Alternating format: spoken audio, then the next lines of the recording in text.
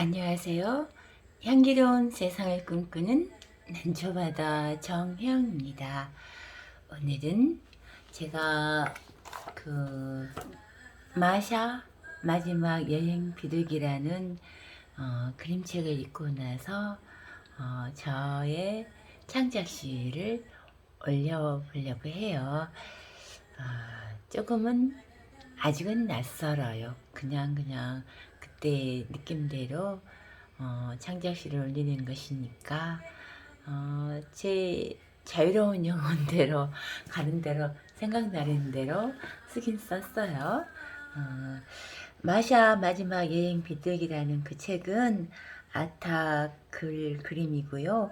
오석균 그님이 옮겼어요. 근데 내용은 여행 비둘기라는 그런 굉장히 많은 비둘기 집단이 오가면서 굉장히 북아메리카 쪽에 그렇게 대륙을 날고 있었는데 그 비둘기들이 점점 그 사람들에 의해서 없어지고 마지막 남았던 그 비둘기는 동물원에서 있었던 거죠.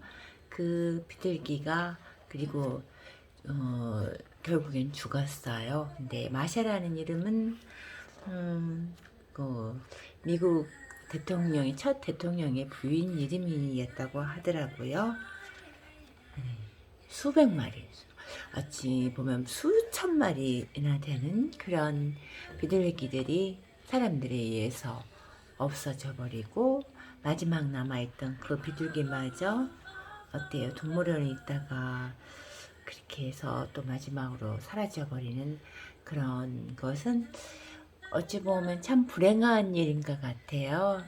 인간에 의해서 너무나 우리의 탐욕에 의해서 무참히 짓밟혀진 그런 비둘기를 보니까 너무 마음이 아파요. 그래서 그런 걸 좀 표현해 봤어요. 마지막 여행자. 나는 수많은 친구들과 하늘을 덮고 대륙을 오갔었네. 엄청나게 빠른 속도로 휙휙휙. 나는 수많은 동료들과 폭풍우 치듯 천둥 치듯 드넓은 온 세상을 뒤덮었네. 내 이름은 여행 비둘기. 우리들만의 질서와 평화는 서로 정겹게 사랑하는 그림으로 남았고 사람들의 뱃속의 든든한 지원자가 되었고 재미삼아 사냥되는 떨어지는 낙하산이 되었죠. 강가에 숨겨진 내 둥지, 동물원 세장에 갇힌 속박된 처량한 비둘기. 내 이름은 마샤. 미국 첫 대통령 부인의 이름이라고 하던데 나는 마지막 여행자, 아니 자유를 잃어 꺾어진 사라진 눈물로 얼룩진 노을. 다시 한번 읽어드릴게요. 마지막 여행자. 나는 수많은 친구들과 하늘을 덮고 대륙을 오갔었네. 엄청나게 빠른 속도로 휙휙휙. 나는 수많은 동료들과 폭풍우 치듯 천둥 치는 드넓은 온 세상을 뒤덮었었네. 내 이름은 여행 비둘기. 우리들만의 질서와 평화는 서로 정겹게 사랑하는 그림으로 남았고 사람들의 뱃속의 든든한 지원자가 되었고 재미삼아 사냥되는 떨어지는 낙하산이 되었죠. 강가에 숨겨진 내 둥지, 동물원 세장에 갇힌 속박된 처량한 비둘기. 내 이름은 마샤. 미국 첫 대통령 부인의 이름이라고 하던데 나는 마지막 여행자, 아니 자유를 잃어버려 꺾여진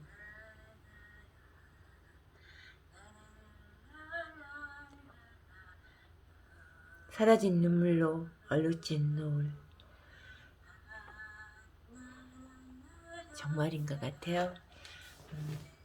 좀 울컥해지는 기분이 들어요. 제가 이 글을 읽기 전에, 시를 읽기 전에 말씀드린 것 같이 마사는 우리가 보았을 때는 마지막 여행 비둘기였는데 본인이 원해서 그런 건 아니었잖아요. 우리들이 봤지만 최강자이죠. 동물 중에서 이런 일반 동물들하고 뛰어넘은 동물이라고 하는데 사람들에 의해서 많이 무참히 수많은 여러 동물들이 사라져 갔잖아요. 멸종이 됐죠. 자연의 얘기도 우리들에 의해서 많이 만들어지고 있는 것 같아요. 그래서 조금은 많이 우울해요, 사실은.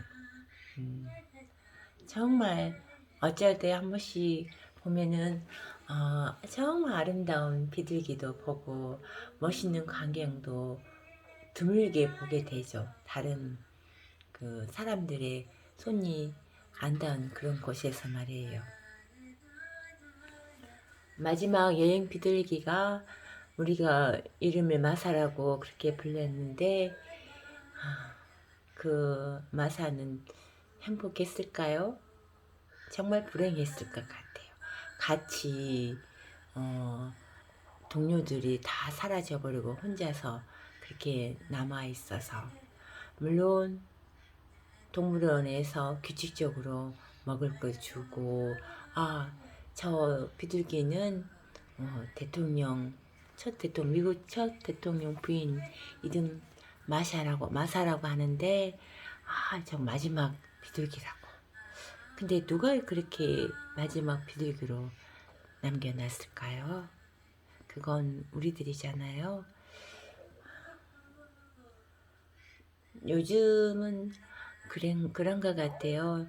그 자연에 대해서 또 이상기후에 대해서 우리들의 그 잘못된 그런 것들을 우리도 받고 있지만 앞으로는 더 많이 받을 것이잖아요.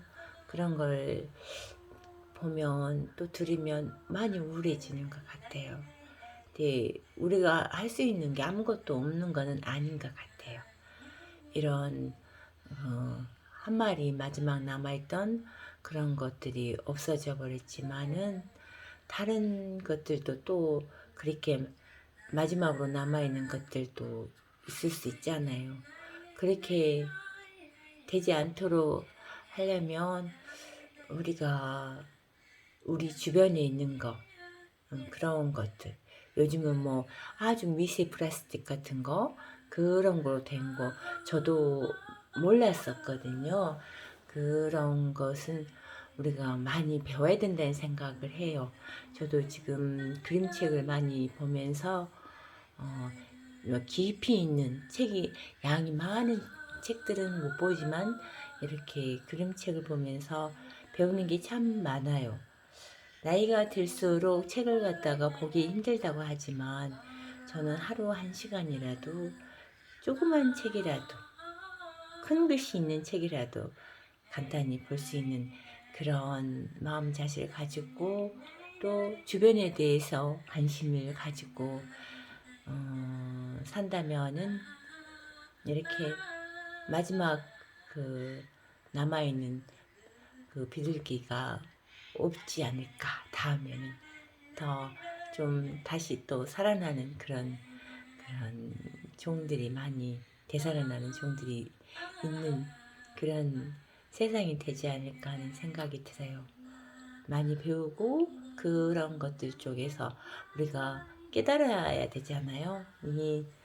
그 환경을 더 많이 더럽히지 않고 오염시키지 않도록 행동 하나하나에도 생각을 해보고 해야 되지 않을까 하는 생각이 듭니다.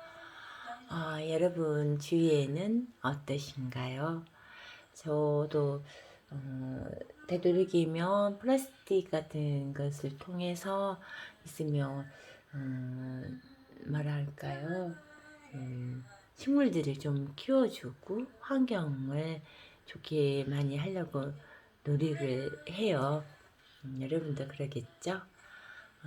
오늘 하루도 주변에 조금은 관심을 가지고 내 환경이 어떤 환경인지 내 환경을 되도록이면은 인위적인 것을 많이 쓰지 않으면서도 좀 비울 수 있는 그런 환경으로 만들면 좋겠다고 생각이 들어요. 문득 한 2주 전인가요? 제가 그 법정 스님이 묻어있는 그런 성광사의 무소유길을 다녀온 적이 있어요. 근데 그 길을 다녀오면서 무소유라는 게 전혀 소유하지 않는다는 것이 아니라 최소한의 소유라는 그런 글귀가 갑자기 생각이 나네요. 우리가 그러잖아요. 부자라고 해서 돈 많이 가지고 있는 것이 부자가 아니라 조그만 것을 최소한을 가지고 있다 하더라도 그거에 대해서 감사하고 살면은 정말 부자이고 무소유가 되지 않은가. 그리고 정말 행복한 것이 아닌가. 그런 생각을 해요. 내가 가지고 있는 거에 대해서 다시 한번 쳐다보고 그것을 좀 뭐랄까 좋게 생각하고 이것은 정말 내 거구나 아끼고 하는 그런 마음이 있었으면 좋겠다는 생각을 해봅니다. 네, 오늘은 제가 마지막 여행자라는 그런 조금은 서글픈 그 책이었어요. 근데 책을 보면서 마지막 여행 비둘기라는 그런 그림책을 보면서 제가 시를 썼는데 우리 주변에 그 조그만 것도 좀 아껴 쓰려고 하는 그런 마음을 가졌으면 어떤가 하는 생각을 여러분께 말씀드렸어요. 저번에 그 시처럼 제가 이제 그림책을 읽어드리는 것은 중단했거든요. 하지만 그림책하고 가까워지는 것은 여전하고요. 그 저작권 관련 때문에 그렇게 하진 않지만 책을 읽고 또 제가 생각되는 제가 좋아하는 시를 명성하면서 여러분하고 가까이 갈 수 있는 그런 시간들로 저는 채워놓을 거예요. 제 유튜브 영상에 그렇게 여러분하고 가까이 다가갔으면 하는 마음이 듭니다. 여러분도 건강하고 주변에 있는 것들을 좀 관심 가지고 그렇게 살다 보면은 이 자연은 좀 더 우리에게 더 좋은 그런 어머니 같은 미소를 주지 않을까 하는 생각이 드는데 여러분도 찬성하시죠? 항상 행복하시길 바랍니다. 난초바다 정혜영이었습니다.